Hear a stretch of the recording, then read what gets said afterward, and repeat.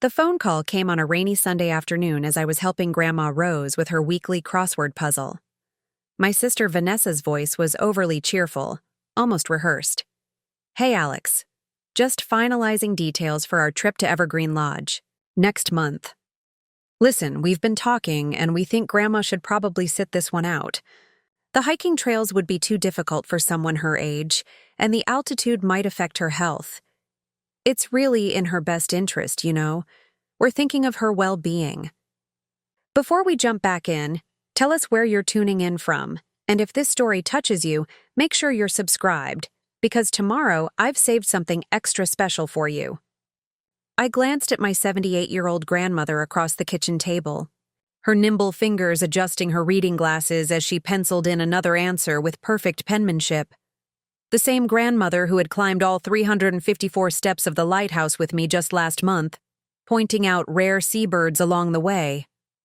The same woman who still tended her 2-acre garden and volunteered 3 days a week teaching art at the community center. "It's just not practical," Vanessa continued, lowering her voice as if Grandma's supposed frailty had affected her hearing too. "The resort only has 4 premium suites, and Jacob's parents already reserved 2 of them. There simply isn't enough room for everyone." Enough room at Evergreen Lodge, the same mountain retreat with 12 luxury cabins and 4 premium suites, that I had quietly purchased 3 months ago, after my investment in a medical technology startup yielded returns beyond anyone's expectations. The same resort where I'd personally redesigned the largest suite to be fully accessible yet luxurious, hoping to surprise my family with the perfect multi-generational vacation home. "I understand," I said quietly, watching Rose complete another line of her puzzle without hesitation. "You do what makes sense for everyone." After hanging up, I tapped my phone against the wooden table, contemplating my next move. I could simply tell Vanessa the truth, that I now owned Evergreen Lodge, and there was plenty of room for Grandma Rose. But something stopped me.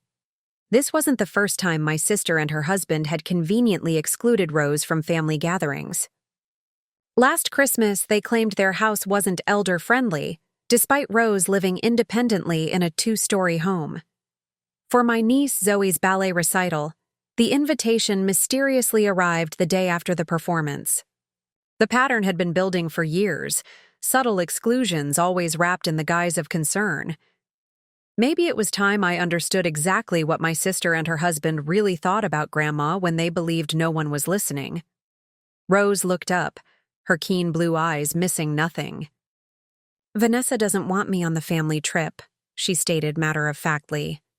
It wasn't a question.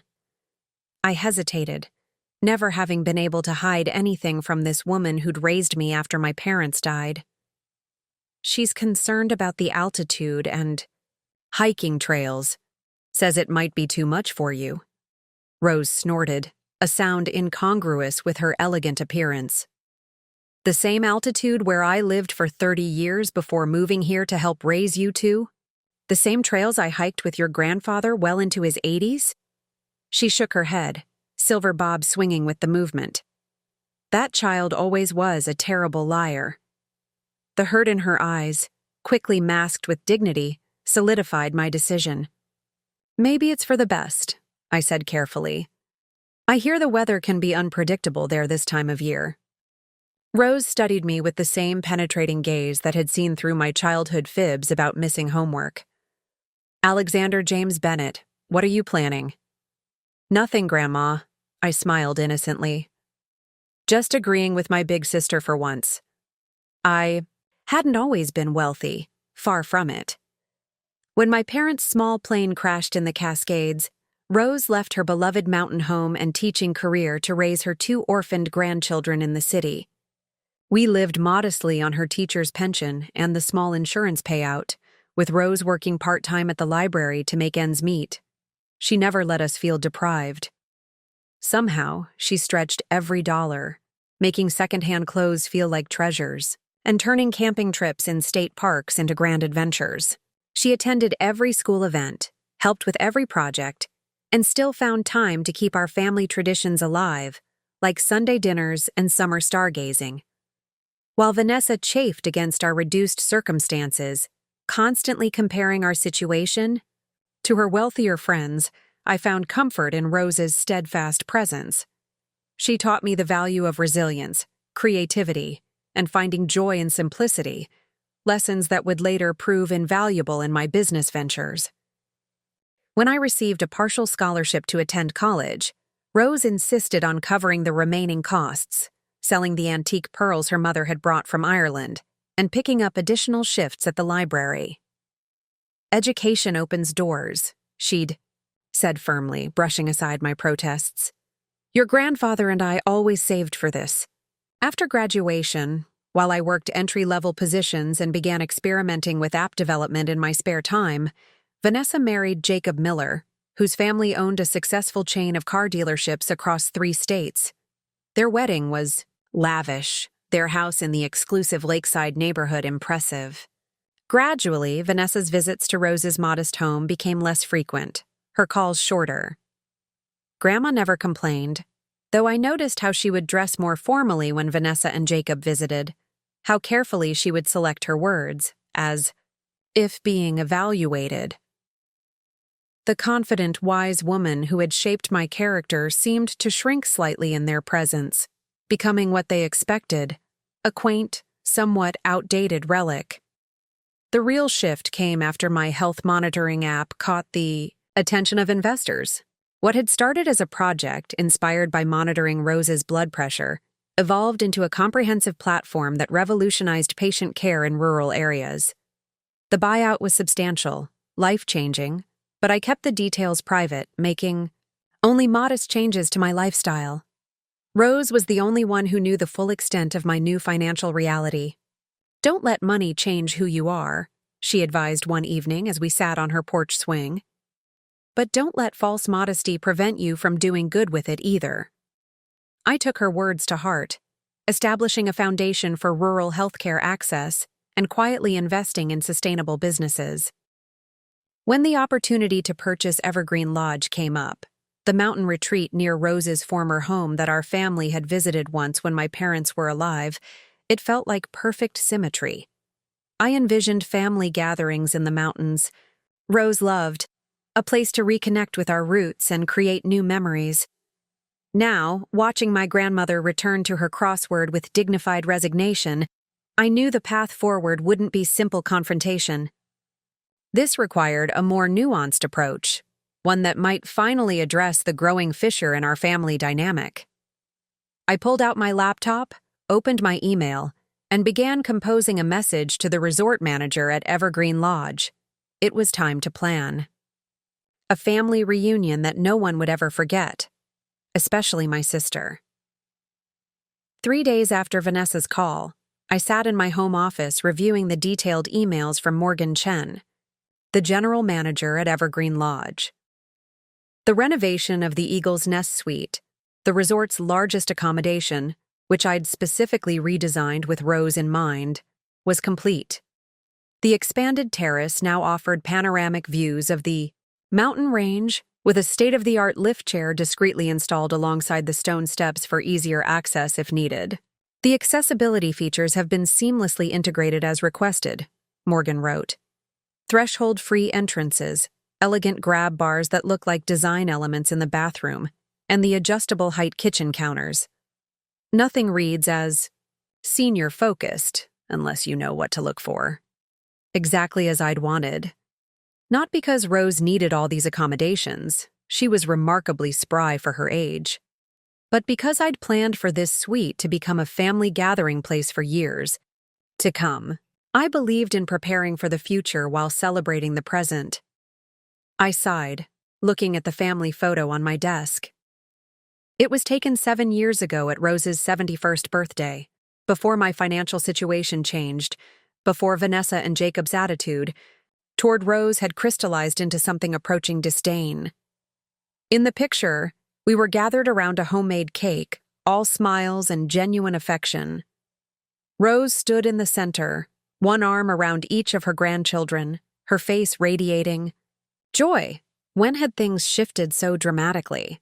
When had Rose's wisdom become old-fashioned thinking, and her independence become a safety concern in my sister's eyes? Preparing and narrating this story took us a lot of time, so if you are enjoying it, subscribe to our channel. It means a lot to us. Now back to the story. My phone buzzed with a text from Vanessa. Finalizing Evergreen Lodge reservations today. Just the 2 premium Lakeview suites for us and Jacob's parents, plus standard cabins for the kids to have their own space. Zoe's so excited about horseback riding. Remind me, will you be bringing anyone or just coming solo? I stared at the message. No mention of Rose, not even an acknowledgement of her exclusion. Just the casual assumption that I'd fall in line with their plans. I typed back a non-committal response about looking forward to the trip, then set my phone aside. The doorbell rang, and I glanced at the security camera feed on my laptop.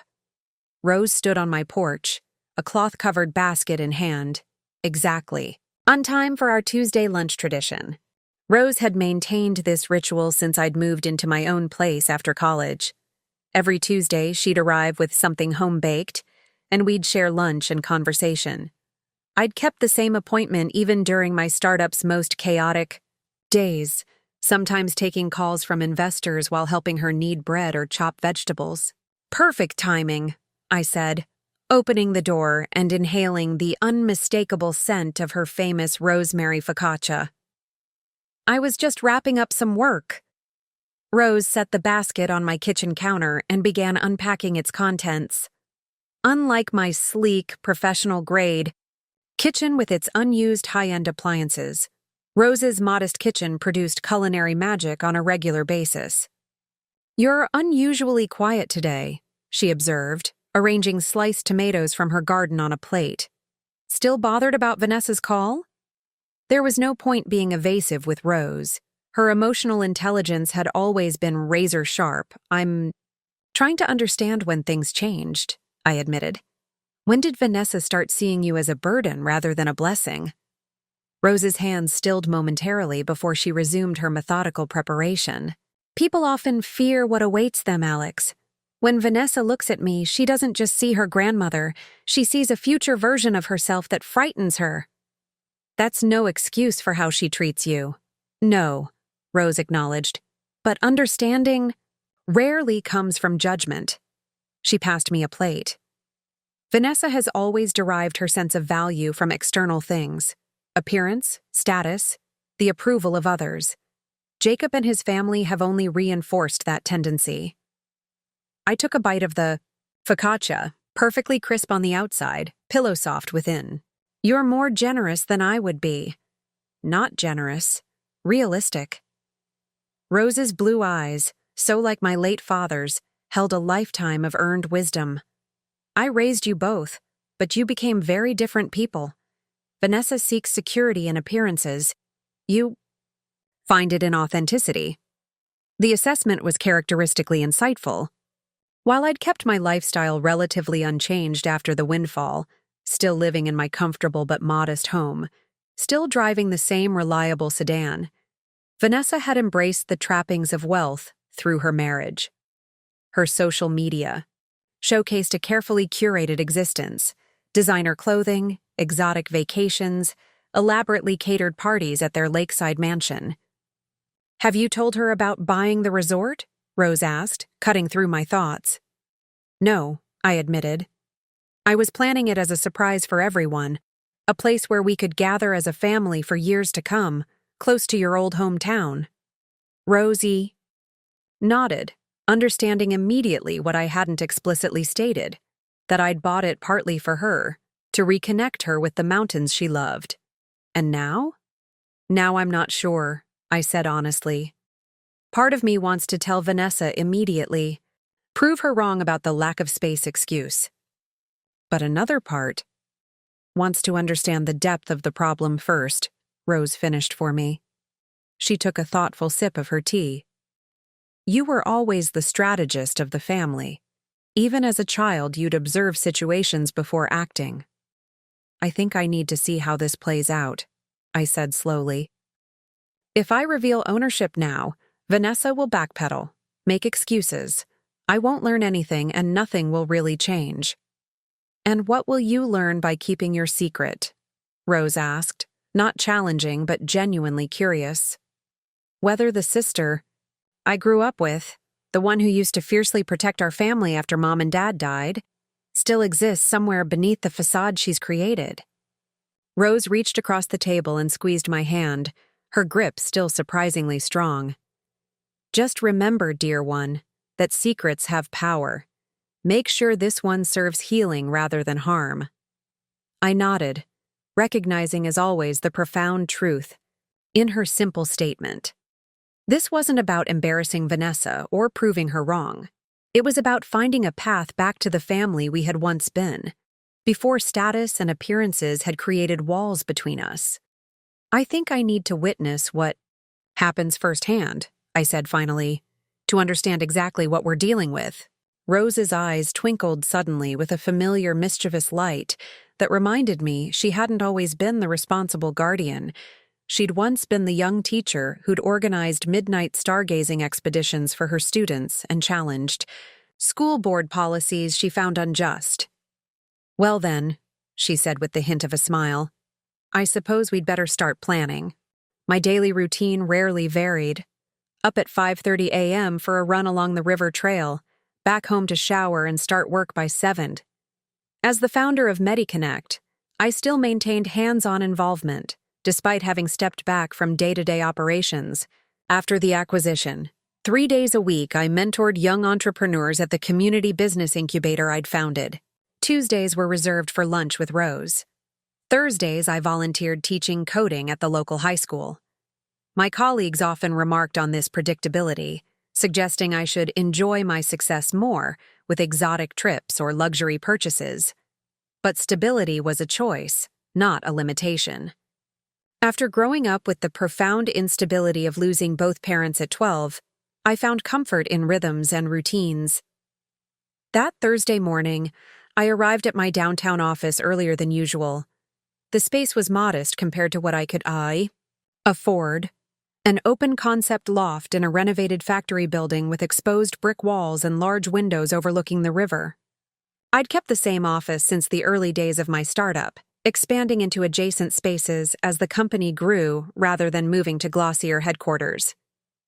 You're here early, said Diane, my assistant of 5 years, appearing at my door with a steaming mug of coffee. Diane had been with me since before the buyout, when we'd worked out of a cramped co-working space and subsisted mainly on ramen and ambition. Wanted to get ahead of things before the trip next month, I explained, accepting the coffee gratefully. Ah, the famous family vacation. Diane leaned against the doorframe. Did you decide whether you're telling them about owning the place? Diane was one of the few people who knew about my purchase of Evergreen Lodge. She'd handled the paperwork and coordinated with the lawyers to ensure the acquisition remained private. Still figuring that out, I admitted. Vanessa called again, yesterday to confirm that I understood why Grandma Rose can't join us. Diane rolled her eyes. She'd met my family at various company events and had formed her own opinions. And what was the excuse this time? The altitude might affect her health. The trails would be too strenuous. Oh, and my personal favorite. There's simply not enough room at the resort. At your resort? Diane corrected with a raised eyebrow. Exactly. I took a sip of coffee, appreciating as always how Diane remembered the precise ratio of cream to sugar I preferred. By the way, did you file the updated renovation approvals for the Eagle's Nest suite? Sent them yesterday. The contractor confirmed. They'll be completed 2 weeks before your arrival. She hesitated. I also took the liberty of arranging for a local photographer to document the renovations. Thought you might want to show Rose the changes regardless of how this plays out. This thoughtfulness was typical of Diane. Thank you, that's perfect. As she left to start her own workday, my phone buzzed with an incoming call from Morgan Chen at Evergreen Lodge. Mr. Bennett, good morning, Morgan greeted me. His voice carried the precise professional tone I'd come to appreciate over the past months of working together. I wanted to inform you that we've received a rather specific request from one of the guests in your upcoming family gathering. I leaned back in my chair. Let me guess. My sister Vanessa? Yes, Mrs. Miller has requested that we assign her family to the Eagle's Nest suite, specifically mentioning that the panoramic views would be perfect for their Instagram content. She also inquired about our filming policy, as they apparently plan to shoot content for her lifestyle channel during their stay. I wasn't surprised. Vanessa had been building her social media presence for the past 2 years, portraying herself as a luxury lifestyle guru, despite having no actual expertise, beyond spending her husband's money. Her account, Vanessa Lux Life, featured carefully staged photos of elaborate table settings and designer outfits posed against picturesque backdrops. "How did you respond?" I asked. "As per your standing instructions, I explained that the reservation details are still being finalized for their party and that we would do our best to accommodate their preferences. However, I did mention that the Eagle's Nest was often reserved well in advance." "Perfect. Keep me updated on any other special requests." After hanging up, I swiveled my chair to face the window, watching the morning light play across the river's surface. The situation was becoming clearer. Vanessa wasn't just excluding Rose from a family vacation. She was planning to use the trip as content for her aspirational brand, and an elderly grandmother didn't fit the curated image she wanted to project. My work phone buzzed with another call, this time from Dr. Eliza Washington at Memorial Hospital, one of the first healthcare providers to implement our remote monitoring system. "Alex, that algorithm adjustment you suggested for rural patients with limited connectivity is showing promising results," she said after our initial greetings. "We've seen a 34% improvement in data consistency from the Mountain Ridge community." We spent the next hour discussing technical adjustments and patient outcomes. This was the work that energized me, using technology to solve real problems for people with limited access to healthcare. The original inspiration had come from watching Rose manage her own health conditions while living in a remote mountain community before she moved to help raise us. After the call, I reviewed quarterly projections for the foundation I'd established to expand healthcare access in underserved areas. Using a significant portion of my windfall to create meaningful change had been non-negotiable for me, though I'd kept the foundation's connection to me private. Rose knew, of course, and had helped shape its mission. Vanessa remained unaware, presumably assuming I'd banked my entire windfall like a dragon hoarding gold. At noon, I closed my laptop and headed to the high school where I taught coding twice a week. Working with students, many from disadvantaged backgrounds similar to my own childhood, provided a grounding perspective that no executive boardroom could offer. Today's lesson focused on building simple health monitoring apps, a curriculum I'd developed based on my own journey. As I helped Maria, a particularly promising sophomore, debug her code, I found myself thinking about the values I hoped to instill: innovation with purpose, technology as a tool for equity, success measured by impact rather than income. "You look distracted today, Mr. B," Maria observed as she tested her fixed code. "Something on your mind?" "Just family stuff," I admitted. "Sometimes the people closest to us are the hardest to understand." Maria nodded with surprising wisdom. "My abuela says family is like a mirror. We see ourselves in them, even the parts we don't want to face." I smiled, struck by how similar this sounded to something Rose might say. "Your abuela is a wise woman." "The wisest," Maria agreed. "That's why I'm building this app for her diabetes monitoring. She pretends she doesn't need help, but I want to be there for her anyway." As the class ended and students filed out, Maria's words stayed with me. Perhaps that was the heart of it. Vanessa's treatment of Rose reflected fears about her own aging, her own relevance. Understanding this didn't excuse her behavior, but it might offer a path toward healing.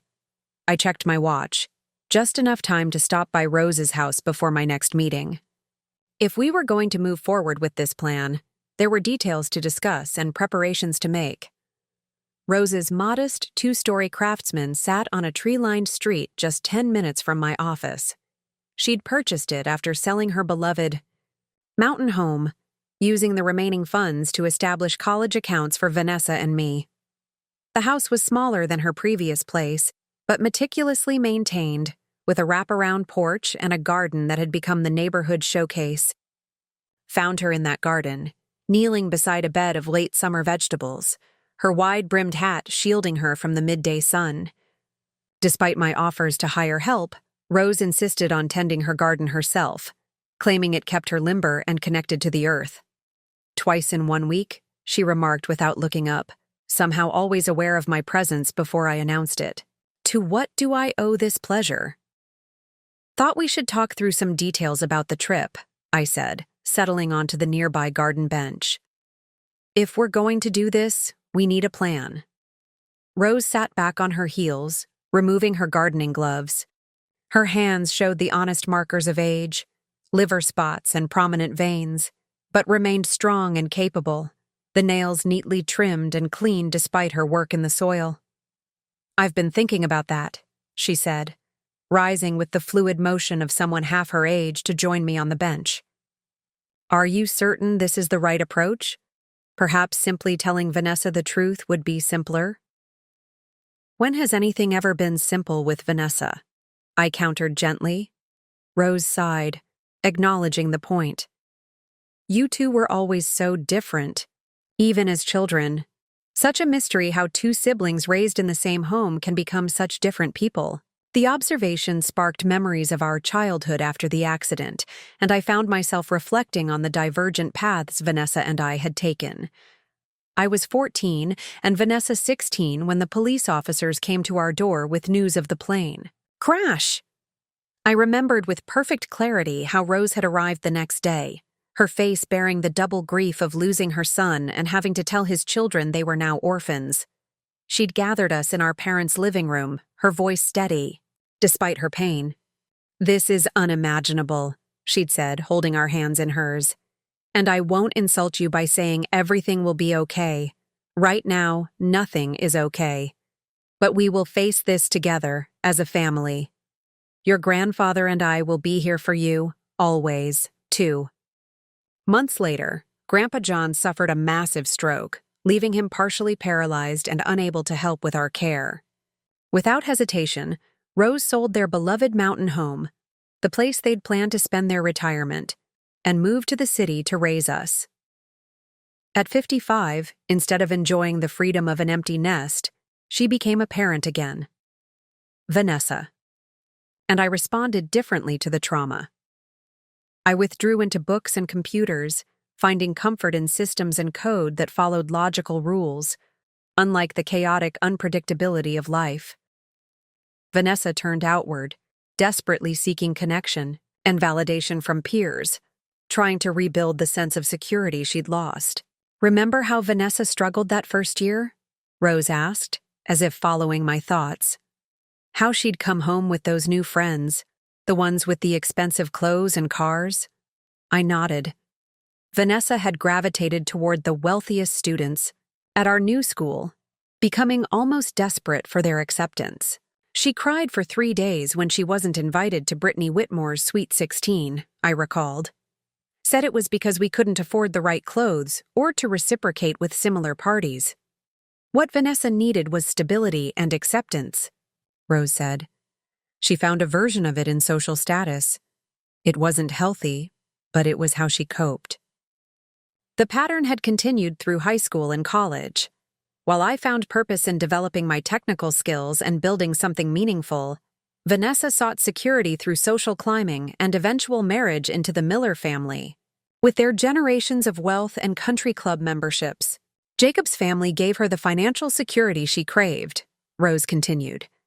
But it came with expectations about how to behave, who to associate with. I remembered the gradual transformation in my sister after her engagement to Jacob. How her casual style had given way to a polished, almost rehearsed presentation. How her formerly boisterous laugh had been replaced by a more measured, socially appropriate chuckle. How she'd begun referring to Rose as my grandmother, rather than grandma in certain circles, creating subtle distance. The first time I realized something fundamental had changed was at their engagement party, I said. Do you remember? At the Miller family's country club? Rose's eyes clouded slightly. Yes.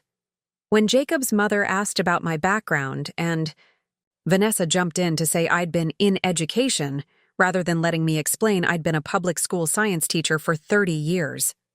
As if teaching middle school science for 3 decades was something to hide, I said, the old anger resurfacing. She was trying to translate my life into terms the Millers would value, Rose said with characteristic generosity. But yes, it hurt. Smaller incidents followed.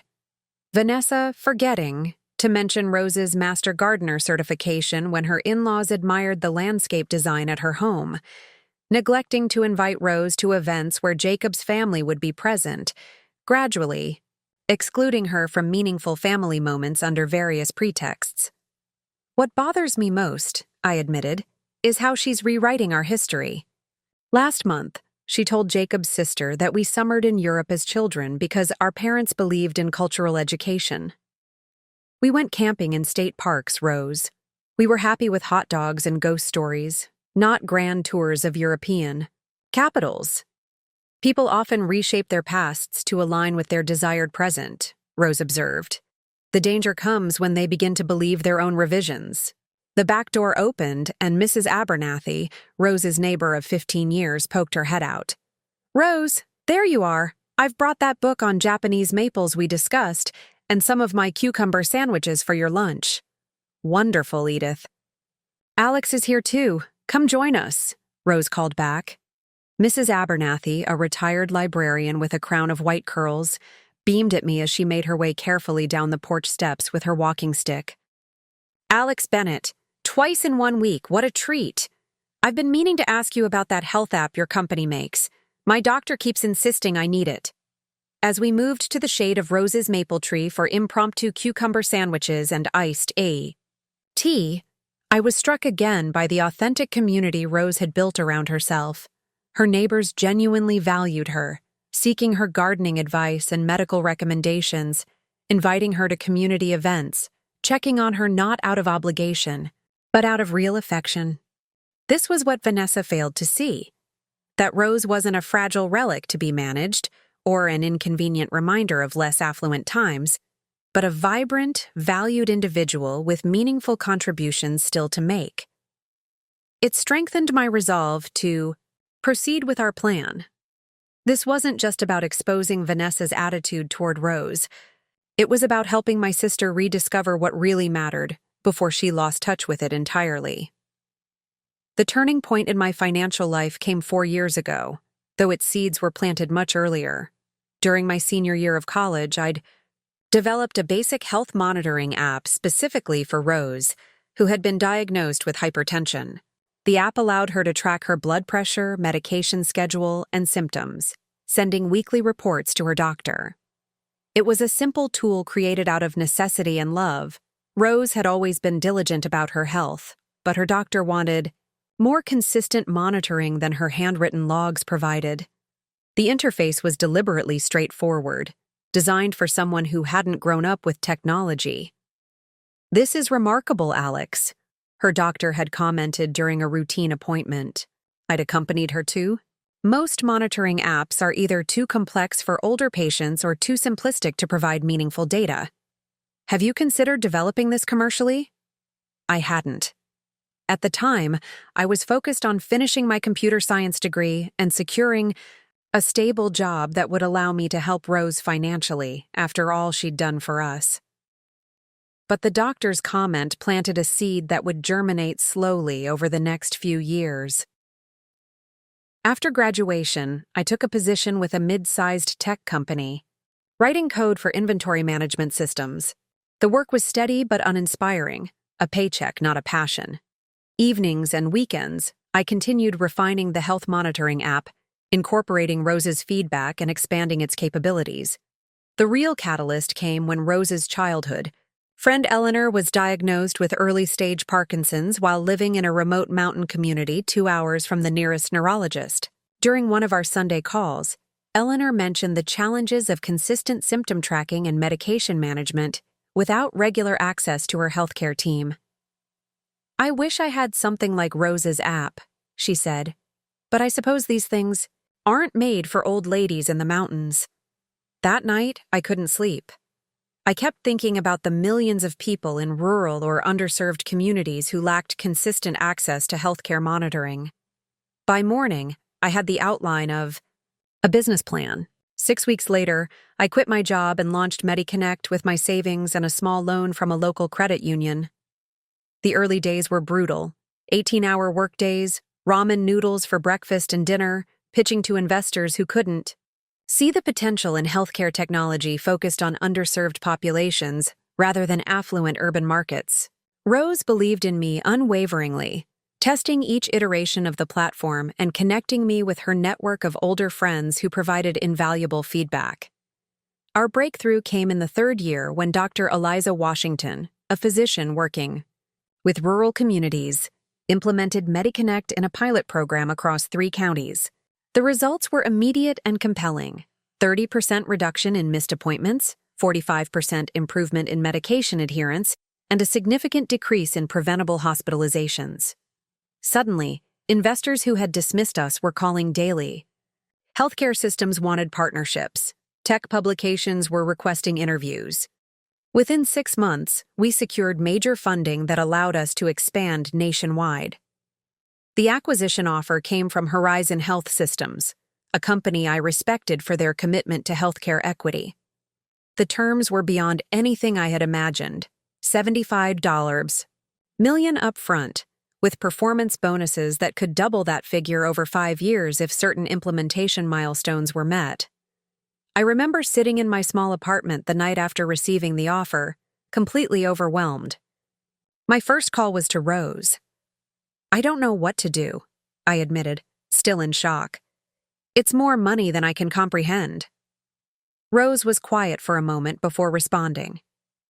"What would change if you accepted?" "Everything. Nothing. I don't know. I said honestly. They want me to stay on to guide implementation, which is important to me. The platform would reach more people who need it, and financially, well, we'd never have to worry about money again. "Then the real question isn't about the money," Rose said. "It's about whether this allows you to fulfill your purpose while remaining true to your values." Her wisdom, as always, cut through the noise to the heart of the matter. I accepted the offer with specific conditions. The platform would remain accessible to low-income communities through subsidized programs. I would maintain creative control over development, and a percentage of profits would fund healthcare initiatives in underserved areas. When the acquisition was finalized, I drove straight to Rose's house with the signed paperwork. We sat on her porch swing, the same one where we'd weathered so many of life's storms together, and I showed her the figures. "You did it," she said simply, her eyes glistening with pride. "You found a way to help people and create security for yourself. Your parents would be so proud." "We did it," I corrected her. "I wouldn't be here without you." That night, we discussed what to do with the windfall. I wanted to buy Rose a new home, something grand and befitting her contributions, but she adamantly refused. "I love my home," she insisted, "but there is one thing I've been missing since we left the mountains." That conversation eventually led to my purchase of Evergreen Lodge, the mountain retreat near Rose's former home, where our family had once shared rare, happy vacations before my parents' accident. I envisioned it as a place of healing and reconnection, not just for our family, but eventually for others through the Foundation's wellness programs. I never expected it would become the stage for confronting the fractures within our family itself. The growing rift between Vanessa and the rest of our family hadn't happened overnight. Like a geological fault line, the separation had developed slowly, with periodic tremors hinting at the deeper shift occurring beneath the surface. 2 weeks after purchasing Evergreen Lodge, I'd attempted to share my financial news with Vanessa over dinner at her home. The timing seemed right. She'd invited me to celebrate Jacob's promotion to senior partner at his father's firm, and I thought my own success might be welcomed in the spirit of family achievements. I still remember the elaborate table setting in her formal dining room. the carefully arranged flowers matching the custom-painted china. Everything staged as if awaiting a magazine photo shoot, which, I later discovered, it was. A photographer from Luxury Living would be arriving the following morning to feature Vanessa's entertaining expertise. "This is lovely," I'd commented, accepting the glass of wine Jacob offered. "Presentation matters," Vanessa replied, adjusting a napkin that had already been perfectly positioned. First impressions set the tone for everything. Throughout dinner, she and Jacob discussed their recent yacht club membership, their plans for a kitchen renovation using an exclusive Italian designer, and the private school they were considering for Zoe, though she was barely 4. When I mentioned my company's acquisition and the foundation I planned to establish, Vanessa's response was polite but distracted.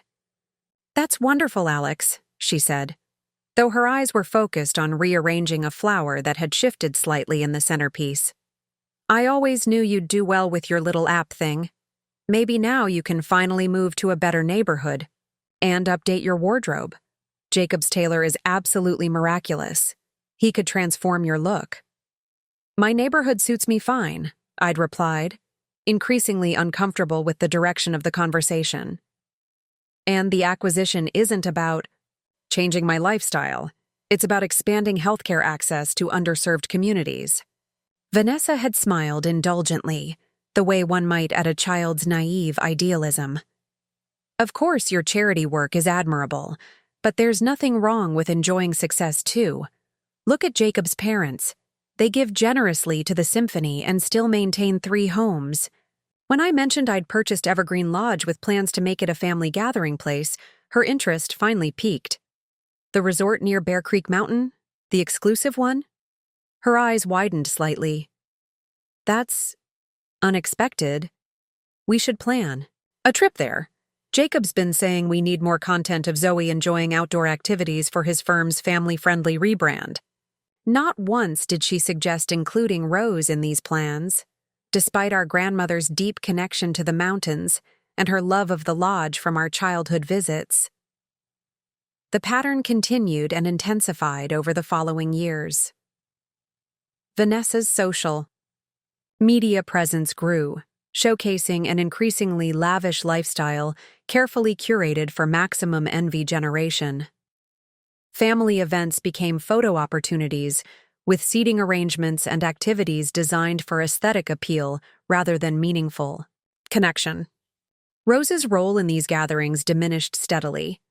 At Thanksgiving, she was seated at the extended family table with Jacob's distant cousins, rather than with Vanessa, Jacob, his parents, and me at the main table.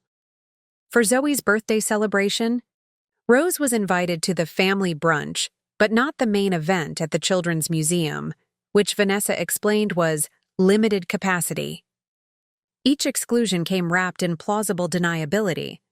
Concern about stairs being difficult for Rose, worry about long events being too taxing for someone her age, logistical challenges that somehow always resulted in Rose's marginalization.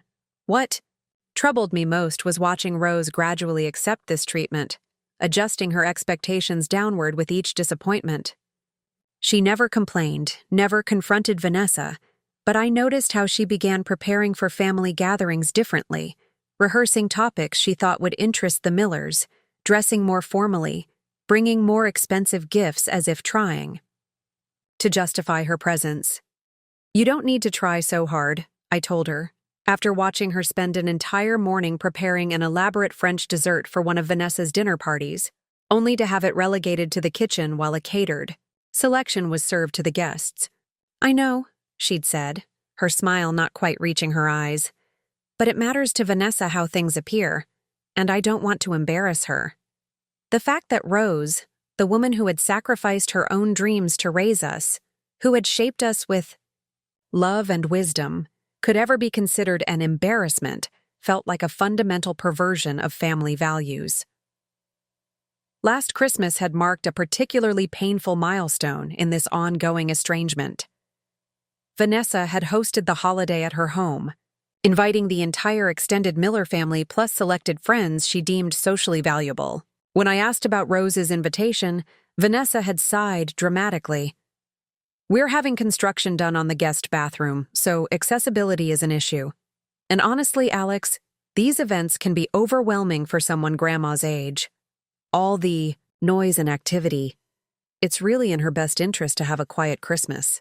Rose had spent Christmas Day with her neighborhood friends instead, hosting a potluck dinner that she described as perfectly lovely when I stopped by with gifts and dessert. But I'd seen the small, carefully wrapped packages she'd prepared. For Vanessa, Jacob, and Zoe sitting unopened on her side table, and noted how frequently she checked her phone for calls that never came.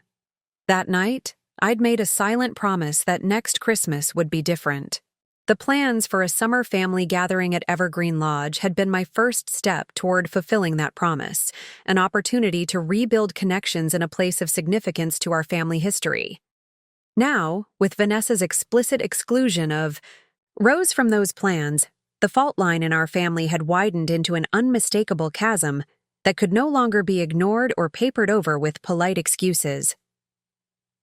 As I left Rose's garden that afternoon, our plan taking clearer shape, I realized this wasn't just about one vacation, or even about Rose specifically. It was about confronting the values that defined our family and determining whether anything of our shared foundation remained intact beneath the glossy veneer Vanessa had constructed. I arrived at Evergreen Lodge 3 days before my family was scheduled to check in. The private helicopter touched down on the pad behind the main building, away from the regular guest areas where I might be spotted. Morgan Chen waited beside the helipad, tablet in hand and a look of professional composure on his face despite the unusual arrival.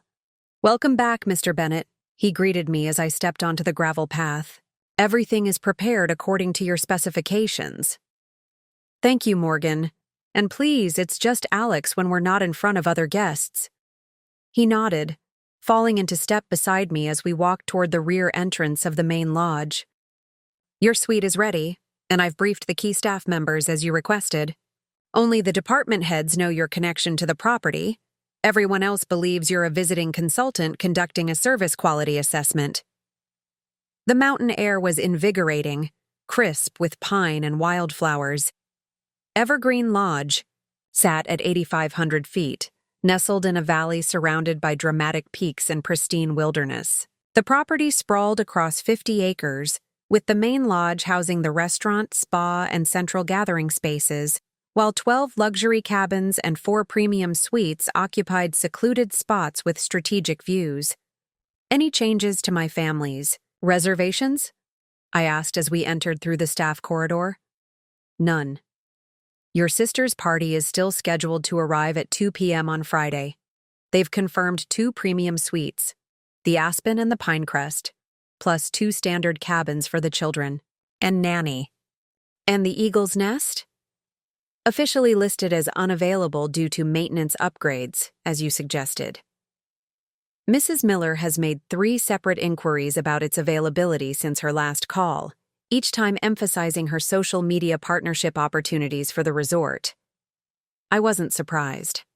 The Eagle's Nest was Evergreen's most prestigious accommodation, featured in luxury travel magazines and occasionally rented by minor celebrities. For Vanessa, securing it would be both a status symbol and premium content for her social channels. Morgan led me to a private elevator that accessed my suite, officially called the owner's residence and unknown to regular guests. The space occupied the entire top floor of the West Wing, with floor-to-ceiling windows showcasing panoramic mountain views. I'd maintained the rustic luxe aesthetic throughout the property, with reclaimed timber, local stone, and furnishings, crafted by regional artisans. "I've scheduled a private property tour for 4 p.m. if that suits you," Morgan said as I set down my bag. "We can review the renovations to the Eagle's Nest and discuss any last-minute adjustments before your family arrives." "Perfect. And the other arrangement we discussed?" "All set. We've prepared the observation room off the main restaurant as requested. One-way glass has been installed. You'll be able to see the dining room clearly while remaining unobserved." This had been the most unorthodox of my requests, and Morgan, to his credit, had implemented it without question. The small private dining room adjacent to the main restaurant had been converted into a discreet observation space, allowing me to witness my family's dynamics firsthand without being seen.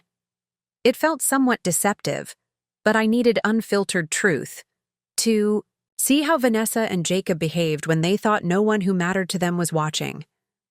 After settling in, I toured the property with Morgan, reviewing operations and greeting staff members who believed I was conducting a standard quality assessment. The lodge was running beautifully, from the impeccable grounds to the warm, personalized service that distinguished it from larger luxury chains. The Eagle's Nest renovation had been completed perfectly, accessible features seamlessly integrated. Into the luxurious design, the expanded terrace offering breathtaking views of the mountain range that Rose had called home for 3 decades. I'd added special touches she would appreciate. A fully stocked art studio in the second bedroom, a kitchen garden on the protected section of the terrace, and a telescope for stargazing, one of her favorite activities from the years before. She'd moved to raise us. "It's exactly as I envisioned," I told Morgan as we completed the tour. "Rose will love it." "Will your grandmother be joining you after all?" he asked, confused by my reference to Rose. "That remains to be seen," I replied, "but I'm hopeful." That evening, I dined alone in my suite, reviewing the final details of our plan.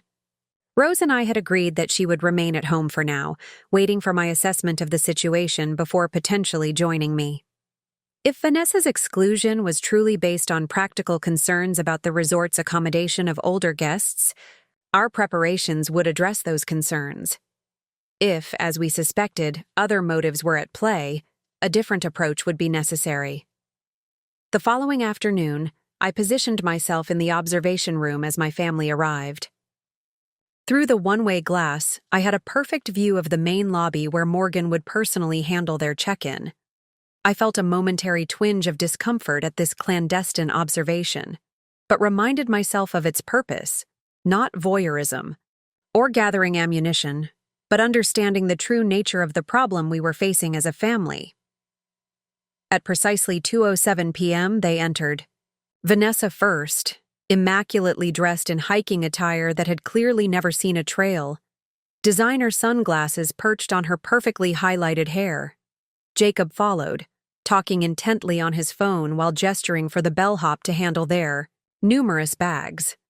His parents, Richard and Catherine Miller, moved with the entitled confidence of people accustomed to luxury service, barely acknowledging the staff who greeted them. 7-year-old Zoe trailed behind with her nanny, the child's expression brightening as she spotted the massive stone fireplace and soaring timber beams of the lobby. For a moment, I glimpsed genuine childlike wonder on my niece's face before Vanessa noticed her falling behind. "Zoe, come here immediately. Stand next to Daddy for check-in. We're taking welcome photos for Instagram." The spontaneous joy vanished. As Zoe dutifully moved into position, her posture straightening, a practiced smile replacing her natural expression. Through the glass, I watched my family transform into a carefully arranged tableau, the perfect luxury travel family capturing their perfect moment in their perfect lives. And in that moment, I understood with absolute clarity that this performance wasn't just for social media. It had become who they were, or at least who Vanessa desperately needed them to be. The realization left me with a profound sadness, but also strengthened my resolve. This wasn't just about Rose's inclusion in a vacation. It was about whether anything authentic remained beneath the carefully curated surface of my sister's life. The following morning, I entered the dining room for breakfast shortly after 7 a.m., wearing the resort's standard hiking attire and a cap that partially obscured my face. Morgan had arranged for me to be seated at a corner table with a good view of the entrance, positioned behind a large decorative arrangement of local wildflowers that provided additional cover. My family typically rose late, a fact I'd confirmed, with the front desk, so I was surprised when Zoe appeared at 7:15, accompanied not by Vanessa or Jacob, but by her nanny, a tired-looking woman in her 30s named Ms. Winters. "But I want the pancakes with blueberry faces," Zoe was saying as They were seated at a table across the room. "Your mother left instructions for your breakfast," Ms. Winters replied, her tone suggesting this was a frequent exchange. "Egg white omelet with spinach, no toast, fruit cup on the side." Zoe's shoulders slumped. "Mom's not even awake. She won't." "No." "She checks the room charges, Zoe. Remember what happened at the resort in Aspen?" The child nodded glumly, and something in her resigned acceptance struck a painful chord of recognition. I remembered Vanessa at that age, vibrant, opinionated, full of life, before our parents' death had reshaped her into someone perpetually seeking external validation. I watched as Zoe dutifully ate her prescribed breakfast, her eyes constantly wandering to the other children in the dining room enjoying pancakes, waffles, and other prohibited delights. When Ms. Winters excused herself briefly to take a call, I saw an opportunity. Approaching their table, I smiled at my niece. "Good morning, I'm Alex, one of the hiking guides. You must be Zoe." She looked up, surprised to be addressed directly. "How did you know my name?" "I'm leading the children's nature walk this morning. Your name's on my list of participants." This was true. I'd arranged to lead the scheduled children's activity, a 2-hour exploration of the resort's nature trail, designed for guests aged 6 to 12. Vanessa had signed Zoe up weeks ago, likely seeing it as an opportunity for picturesque outdoor content. "Oh," Zoe said, poking at her egg whites without enthusiasm. "Mom says I have to go so we can take pictures for her special followers." The matter-of-fact way she described her role as a social media prop was heartbreaking. "Well, we'll be identifying wildflowers and looking for animal tracks. Maybe even spotting some birds of prey if we're lucky. It should be genuinely fun, not just photograph fun." She tilted her head, considering this distinction. "My grandma knows about birds. She can name all the ones in her garden and make special houses for them." "She sounds wonderful," I said, careful not to reveal that I knew exactly which grandma she meant. "She is. She lets me help in her garden and makes cookies that look like flowers." Zoe leaned forward conspiratorially.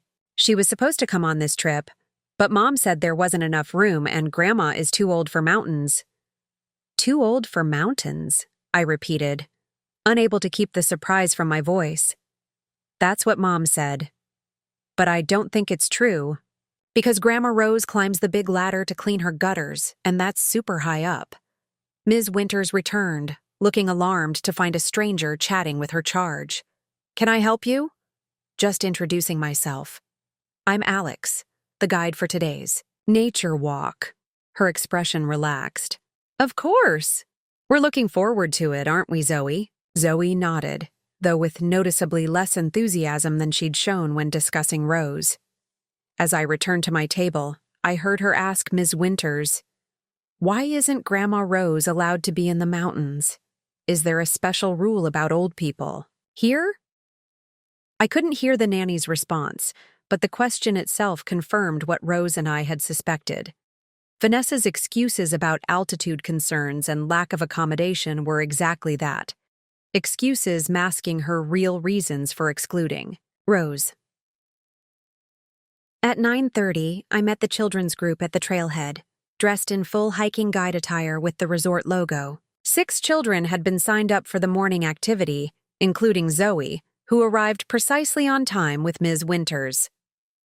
"Parents are welcome to join us," I announced to the assembled families, having spotted Vanessa approaching with her phone, already poised for photos.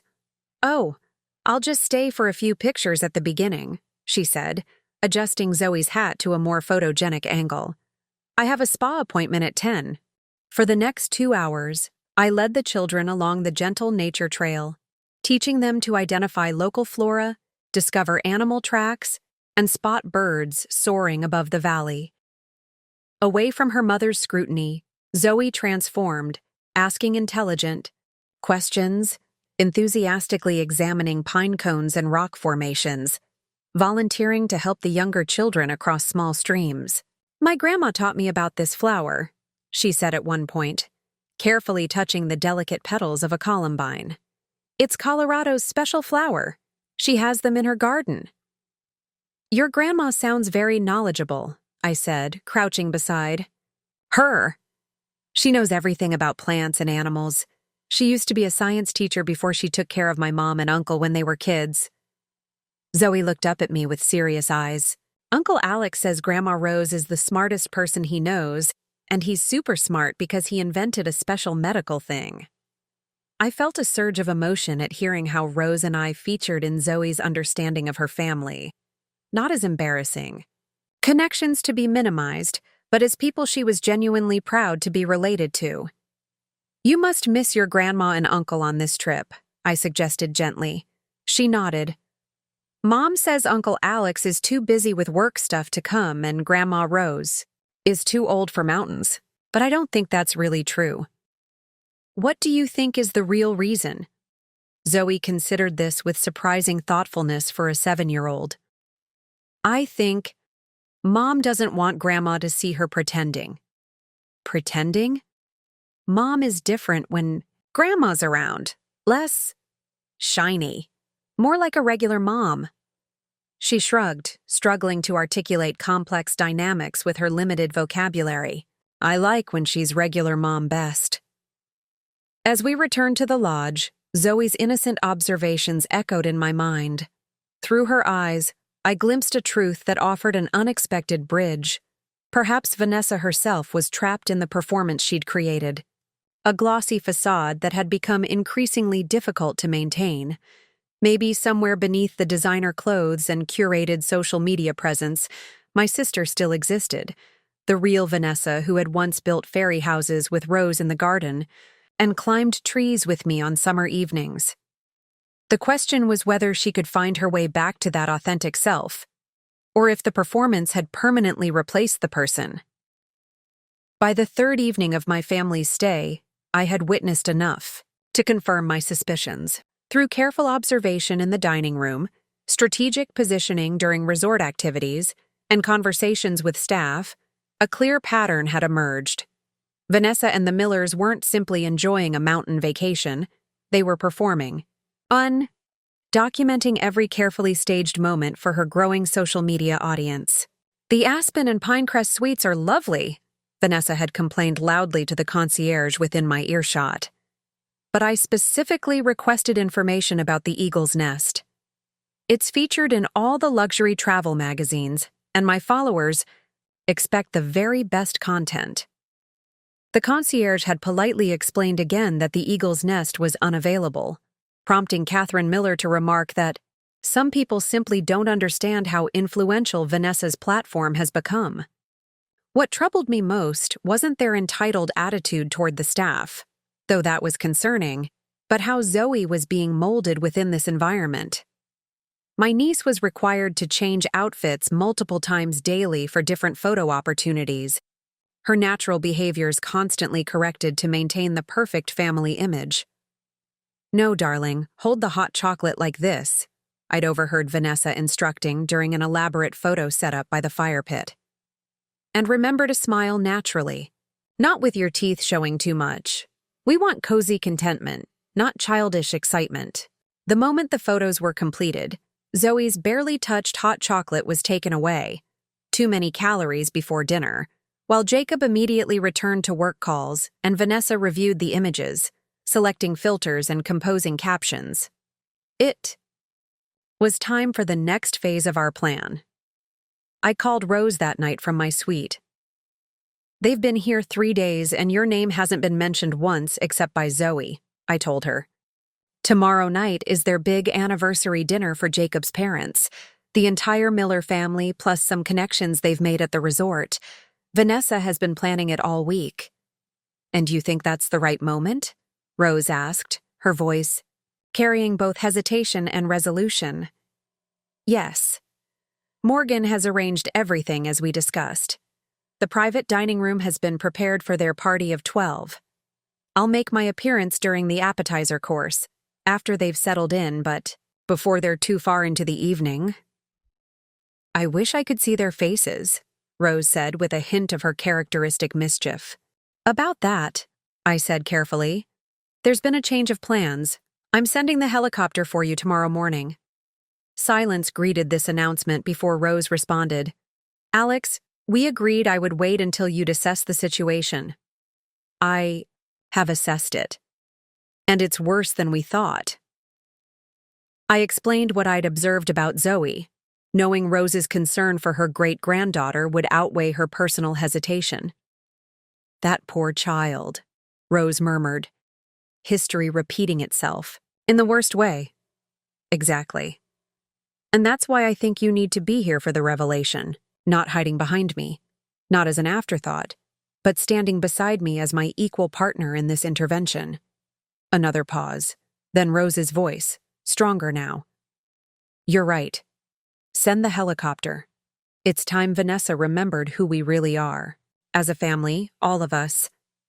We finalized the details, and I called Morgan to set the final elements in motion. Tomorrow's dinner would change the family dynamic permanently, for better or worse. The stage was set for a confrontation 4 years in the making. As I looked out at the mountains silvered by moonlight, I felt a strange sense of calm. Whatever happened tomorrow, the artificial peace of convenient lies and polite exclusions was about to end. In its place, we might find either genuine reconciliation or permanent fracture, but at least it would be real. At precisely 7 p.m., the Millers and their guests assembled in the resort's private dining room. From my vantage point in the adjacent corridor, I could see the elaborate setup Vanessa had arranged. Centerpieces of local wildflowers, custom place cards, a professional photographer discreetly positioned to capture candid moments of family celebration. Rose stood beside me, elegant in a simple blue dress that matched her eyes, her silver hair styled in her characteristic bob.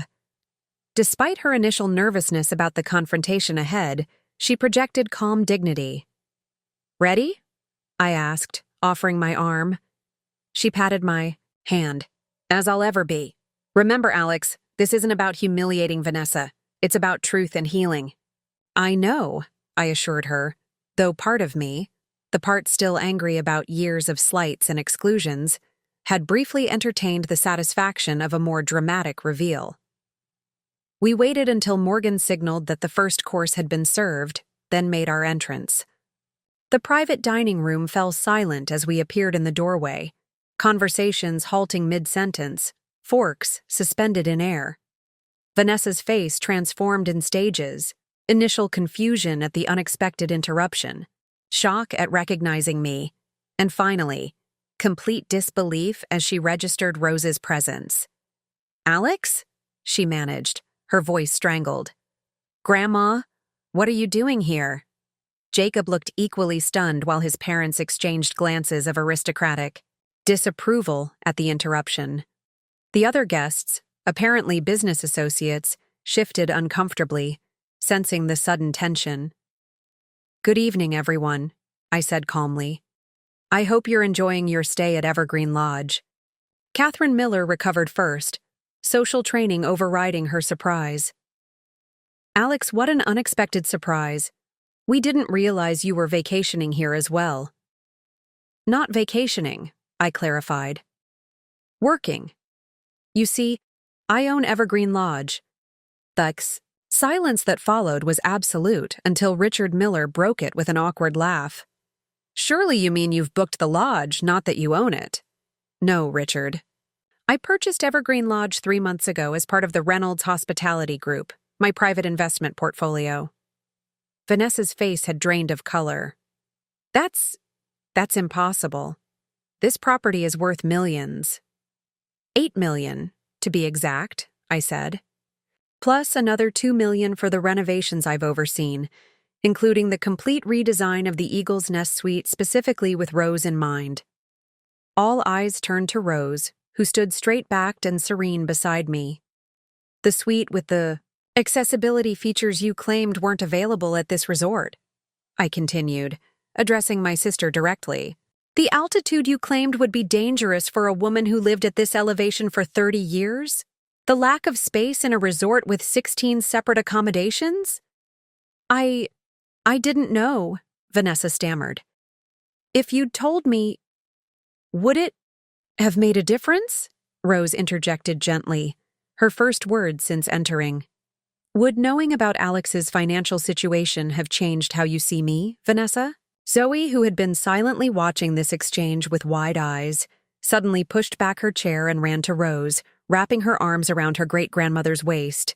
Grandma Rose, I knew you weren't too old for mountains. I told them you. Climb ladders and everything?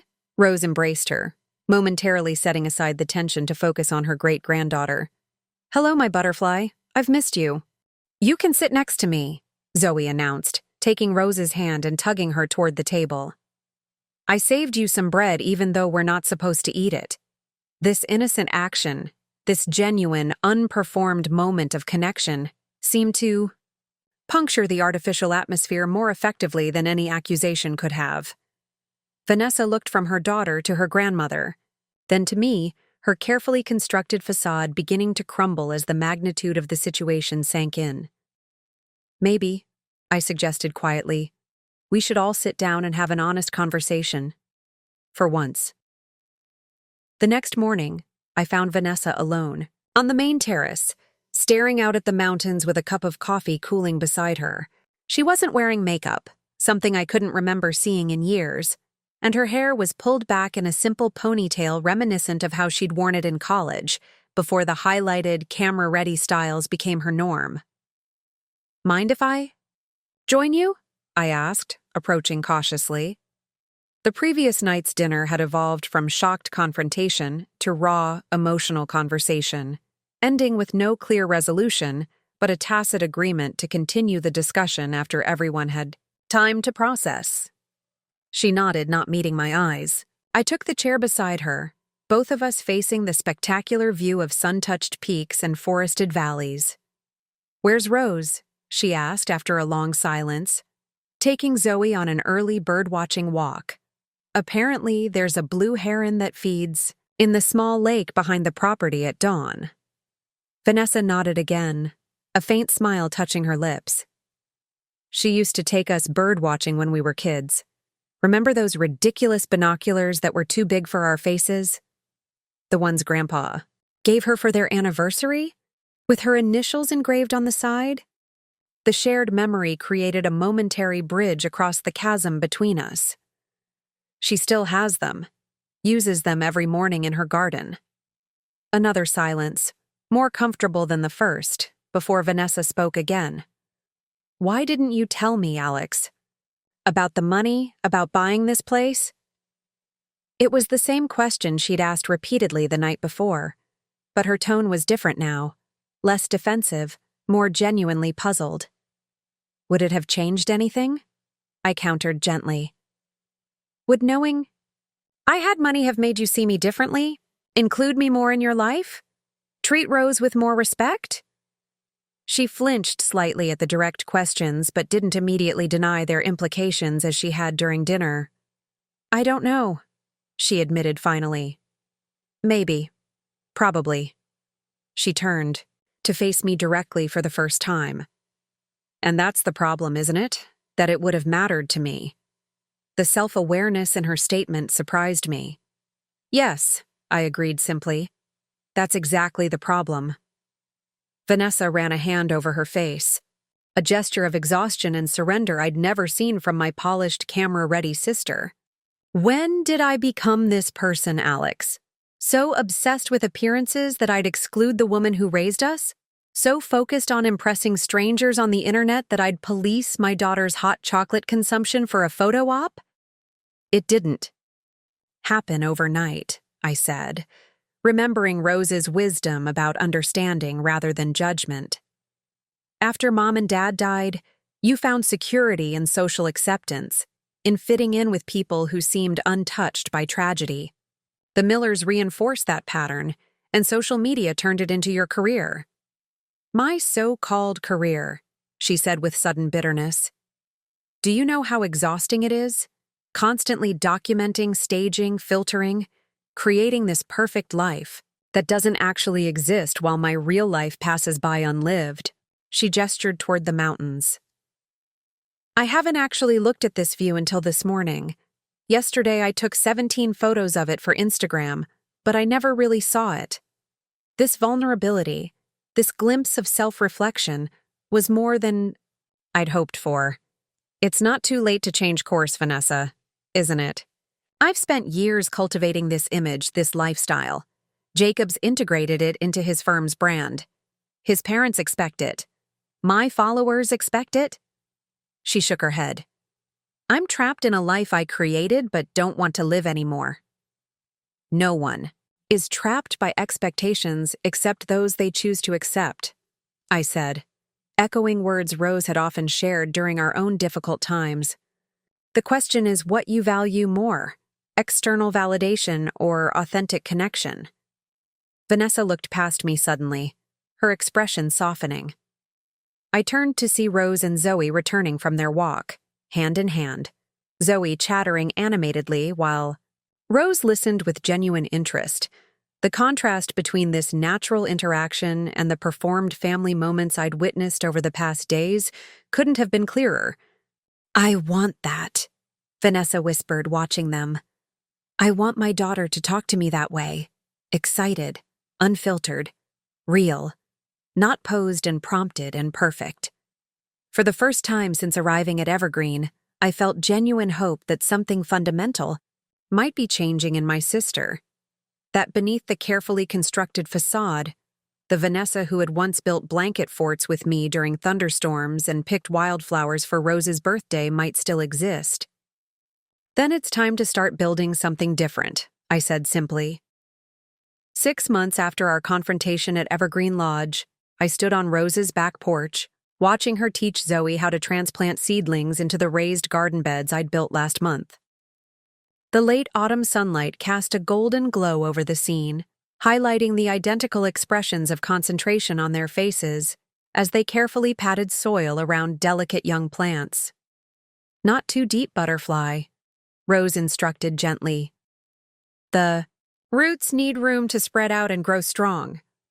Zoe nodded seriously, adjusting her technique with the focused attention she brought to all of Rose's lessons. When she'd finished, she stood back to survey their work with evident pride. Do you think the birds will like the sunflowers when they grow tall? She asked. Absolutely, Rose assured her. The goldfinches especially.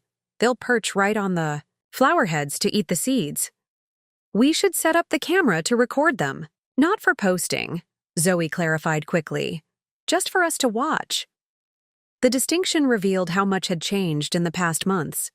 After our week at Evergreen, Vanessa had made difficult but necessary choices about the direction of her life. She'd gradually stepped back from her social media presence, posting a candid explanation about seeking greater authenticity and privacy for her family. The announcement had cost her some sponsorships, but garnered unexpected support from followers tired of perfectly filtered realities. More significantly, she'd begun therapy to address the unresolved grief and insecurity that had driven her pursuit of external validation. Jacob had initially resisted the changes, but seeing the improvement in their family dynamic, particularly Zoe's flourishing under less scrutiny and performance pressure, had eventually brought him on board. Rose had been central to this transformation, neither gloating about the revelations at Evergreen nor holding past hurts against Vanessa. Instead, she'd offered the same unconditional love and wisdom that had sustained our family through previous crises, creating space for genuine healing rather than recrimination. The screen door opened behind me, and Vanessa emerged carrying a tray with lemonade and cookies. Her appearance had subtly shifted over the months, still put together but less manufactured, her clothing chosen for comfort rather than impression, her smile more genuine if appearing less frequently. They look so alike when they're gardening, she observed, setting the tray on the small table between our chairs. Same serious expression, same way of tilting their heads when they're concentrating. Rose says Zoe reminds her of you at that age, I replied. Before everything changed. Vanessa nodded, a complex emotion crossing her face. I've been thinking about that a lot lately. Who I was before Mom and Dad died. Who I might have become. Without that rupture. We can't know, I said gently. But we can choose who we become now, every day. She smiled faintly, acknowledging the echo of Rose's philosophy in my words. Speaking of choices, Jacob and I have been discussing the holidays. We'd like to spend Christmas here this year, if the offer still stands. The invitation to host Christmas at Evergreen Lodge had been extended months ago, but the Millers had been resistant, preferring their country club's elaborate celebrations where they maintained significant social standing. Here as in, at the lodge, all of us together. No photographers, no social media documentation, no performing for an audience. She glanced toward Rose and Zoe, now washing their hands at the garden tap. Just family being family, whatever that looks like. Messy, imperfect, real. I studied my sister, recognizing that this proposal represented more than a logistics decision. It was a declaration of values, a commitment to the authentic connection she'd been rediscovering. I think that sounds perfect, I said simply.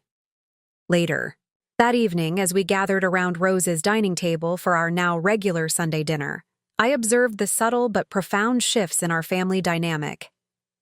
Conversation flowed naturally, focusing on genuine interests rather than status markers. Zoe participated fully, her natural personality emerging without constant correction. Jacob discussed challenges at work rather than just achievements. Vanessa laughed without restraint at Rose's wry observations.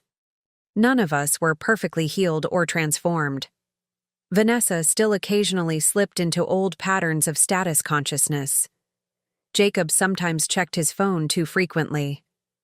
I still harbored moments of resentment for past hurts.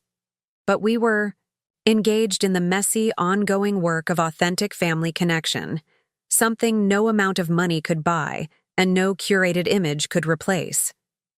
As Rose brought out her famous apple pie, Zoe spontaneously declared, "This is my favorite place in the whole world." "The house?" I asked. "No," she said, looking around the table with 7-year-old wisdom. "Here with everyone together. For real." For real.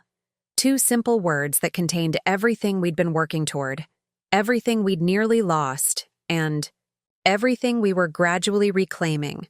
One honest conversation, one Sunday dinner, one genuine connection at a time. Up next, you've got 2 more standout stories right on your screen. If this one hit the mark, you won't want to pass these up. Just click and check them out. And don't forget to subscribe and turn on the notification bell so you don't miss any upload from us.